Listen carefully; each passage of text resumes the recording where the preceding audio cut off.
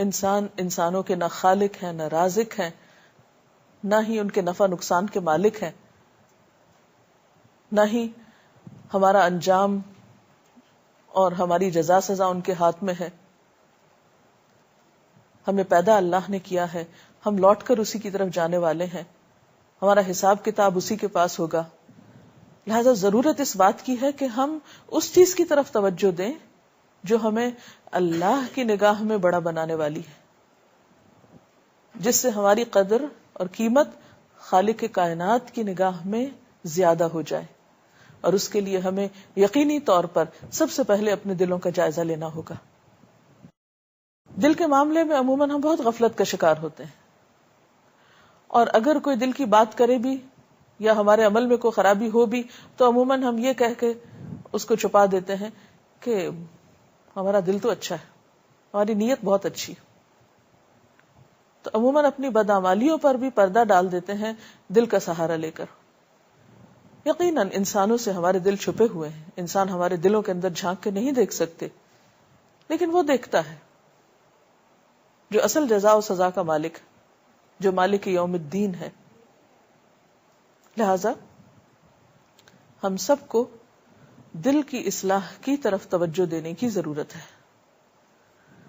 حدیث میں آتا ہے الا وان فی الجسد مضغۃ اذا صلحت صلح الجسد كله واذا فسدت فسد الجسد كله الا وهي القلب. کہ جسم کے اندر گوشت کا ایک ٹکڑا ہے، اگر وہ درست ہو جائے تو سارا جسم درست ہو جاتا ہے، اور اگر وہ بگڑ جائے تو سارا جسم بگڑ جاتا ہے. اور خبردار رہو وہ ٹکڑا دل ہے. تو گویا ہماری جسمانی صحت کا انحصار بھی ہمارے دل کی صحت پر ہے. اگر دل بیمار ہے تو عمومی صحت اچھی نہیں ہو سکتی، لیکن اگر دل صحت مند ہے، دل اپنا کام ٹھیک کرتا ہے، تو انسان کے اندر ایک قوت ہوگی، ایک زندگی کی حرکت ہوگی، ایک امنگ ہوگی. بالکل اسی طرح روحانی طور پر بھی اگر ہمارا دل صحت مند ہے تو ہمارے اخلاق، ہمارے کردار، ہمارے معاملات خود بخود درست ہوتے چلے جائیں گے. لیکن عام طور پر ہمارے دلوں میں کیا ہوتا ہے؟ دل طرح طرح کی بیماریوں سے بھرے ہوئے ہیں. حسد، نفرت، کینہ، بغض، بدگمانی، یہ تمام چیزیں کہاں پنپتی ہیں، کہاں جنم لیتی ہیں، کہاں چھپا کر رکھی ہوئی ہوتی؟ دلوں کے اندر. تو جب تک دل صاف نہیں ہوں گے، جب تک دلوں کے اندر خوبصورتی نہیں ہوگی، اس وقت تک اعمال کی خوبصورتی بھی ممکن نہیں. کیونکہ عمل کا دار و مدار تو ہے ہی نیت پر، دل کی حالت پر. اور یہ ایک حقیقت ہے کہ جس چیز کو ہمارا دل چاہتا ہے وہ کام ہمارے لیے بہت آسان ہو جاتا ہے. اس کام کو ہم بہت شوق سے کرتے ہیں، اس کے لیے ہر طرح کی قربانی دینے کو تیار ہو جاتے ہیں. اور جس چیز کو ہمارا دل نہیں چاہتا، بظاہر وہ کام کتنا بھی اچھا کیوں نہ ہو، ہم وہ نہیں کر پاتے. تو عمل کی اصلاح اور عمل کی خوبصورتی کا انحصار بھی پھر دل کی ہی خوبصورتی پر ہے اور دل ہی کی صحت پر ہے. اور حدیث میں بھی آتا ہے کہ دل زنگ آلود ہو جاتے ہیں. منافقت کی بیماری بھی دل ہی کے اندر جنم لیتی ہے، جیسے کہ قرآن پاک میں منافقین کے بارے میں آتا ہے فی قلوبہم مرض، ان کے دلوں میں بیماری، یعنی ان کے دل بیمار ہیں، نتیجتاً ان کا سارا عمل متاثر ہے. اللہ کے رسول صلی اللہ علیہ وسلم نے جب انسانوں کا تزکیہ کیا تو اس میں سب سے پہلے دلوں کی اصلاح کی اور دلوں کو ایمان، تقوی، اخلاص اور یقین کی خوبصورت چیزوں سے سجایا. اور نتیجتاً وہ عرب جو دنیاوی اعتبار سے نہایت معمولی تصور کیے جاتے تھے، ایک وقت آیا کہ وہ دنیا کے امام بن گئے. یہ سب کچھ کس طرح ہوا؟ یہ دلوں کی تبدیلی سے ہوا، اور دلوں کی تبدیلی ان کے اعمال، اخلاق اور کردار کی تبدیلی کا ذریعہ بنی. آج ہمیں بھی اسی چیز کی ضرورت ہے. اس سلسلے میں اگر آپ کے ذہن میں کوئی سوال ہو یا آپ مزید کوئی کمنٹ کرنا چاہیں آپ کر سکتے ہیں. میرا سوال یہ ہے کہ دلوں کی صفائی کس طرح کی جائے؟ آپ کا سوال بہت اچھا ہے کہ دل کی صفائی کس طرح کی جائے. ایک ظاہری چیز کی صفائی تو آسان ہوتی ہے، لیکن دل جو بظاہر ہمیں نظر نہیں آتے یا سامنے نہیں ہوتے تو ان کی صفائی ایک مشکل کام ہے. اور ہر چیز کی صفائی کا ایک مخصوص طریقہ بھی ہوتا ہے. مختلف چیزوں کے داغ دھبے دھونے کے لیے، صاف کرنے کے لیے مختلف طریقے آزمائے جاتے ہیں.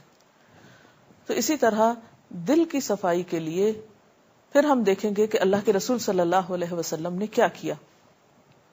آپ صلی اللہ علیہ وسلم نے فرمایا کہ دلوں کو زنگ لگ جاتا ہے جیسے لوہے کو زنگ لگتا ہے.